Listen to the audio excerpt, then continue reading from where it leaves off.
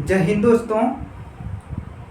जैसा कि हम लोग देखते हैं कि मैथमेटिक्स में एयरफोर्स की एक्स ग्रुप की मैथ जो होती है, उसमें मैथ्स में जो अवकलन और समाकलन, इन दोनों में जो कन्फ्यूजन होता है उसको लेकर ज़्यादातर बच्चे परेशान रहते हैं और उस समस्या के कारण उनका अवकलन और समाकलन, अवकलन के अनुप्रयोग और समाकलन के अनुप्रयोग, इसमें ज़्यादातर समस्या लोगों को समाकलन में होती है। और ये सभी लोग ध्यान रखें कि समाकलन अवकलन में एक बड़ा फायदा होता है कि दोनों अगर एक समझ गए तो उसी का विपरीत कर दो, बस समाकलन हो जाता है और लोग पता नहीं क्यों कंफ्यूज रहते हैं। तो चलिए आज हम लोग यही डाउट दूर करते हैं और देखते हैं कि वास्तव में समाकलन और अवकलन में कैसे रिलेशन होता है और समाकलन को कैसे आसान बनाएं। तो हम लोग पहले जब थोड़ा सा जान लेते हैं अवकलन क्या होता है।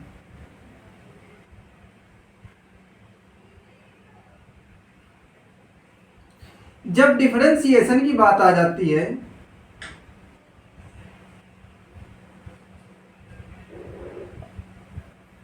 तो डिफरेंशिएशन में ये देखा जाता है कि इसमें जो होता है आपका डी एक्स से शो किया जाता है। अवकलन जो होता है आपका डी एक्स से शो किया जाता है। अब जब बात करें कि अगर किसी के रेस्पेक्ट में जो अवकलन होता है उसी के रेस्पेक्ट में मानकर बाकी को सभी को नियतांक यानी कांस्टेंट मान लिया जाता है।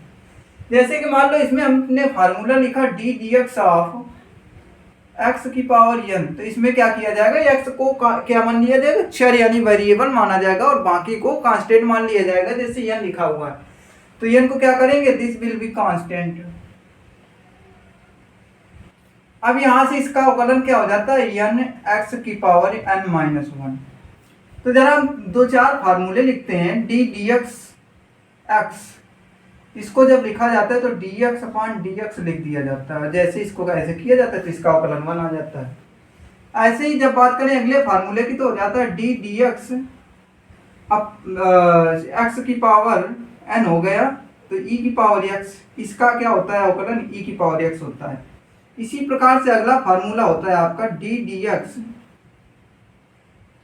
ये साइन अगर त्रिकोणमितीय अनुपात को ले लिया जाए तो डी एक्स साइन एक्स बराबर हो जाता है कॉस एक्स। अच्छा, ये इसमें ध्यान रखना कि साइन कन्वेंशन जो होता है D x sine x cos x.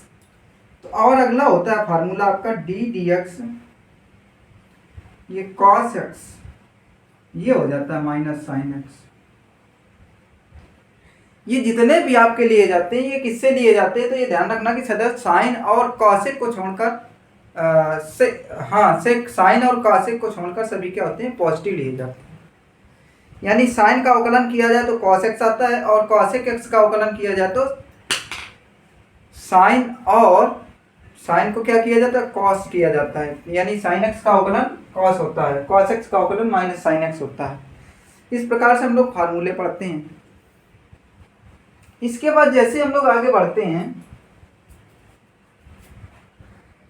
तो इस प्रकार से हम लोग देखते हैं कि cos x का अवकलन क्या आता है, माइनस साइन एक्स। इसी प्रकार से D x upon tan x बराबर क्या होता है, सेक स्क्वायर एक्स। अब यहां से ये बात आ जाती है कि इसी प्रकार से और भी फार्मूले होते हैं जितने भी अवकलन में आपको याद है, सभी अच्छे से याद रखिए और अभी काम आने वाले हैं। काम क्या आने वाले कि हम लोग जब जानते हैं देखते हैं कि समाकलन क्या होता है, तो समाकलन में एक खास बात आती है, इंटीग्रेशन।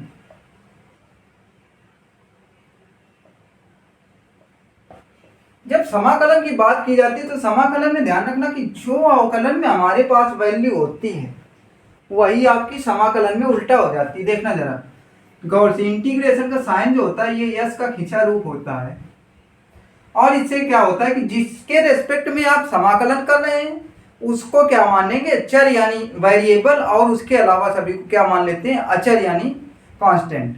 तो इस प्रकार से इसमें क्या हो जाता है कि मान लो कि अगर एक्स डी एक्स का समाकलन किया गया तो क्या हो जाता है कि इसके लिए एक फार्मूला समाकलन फार्मूले होते हैं, एक्स की पावर एन डी एक्स बराबर हो जाता है एक्स की power n plus one upon n plus one.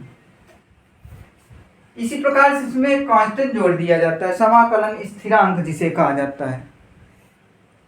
क्या जोड़ दिया जाता है, कांस्टेंट। समाकलन स्थिरांक जोड़ दिया जाता है। अब यहाँ से जैसे हम लोग आगे बढ़ते हैं तो बात आ जाती है कि कन्फ्यूजन क्यों होता है। अब इसका जरा अवकलन करके आप देखें, x की पावर n प्लस 1 अपान n प्लस 1 का अवकलन जरा करें।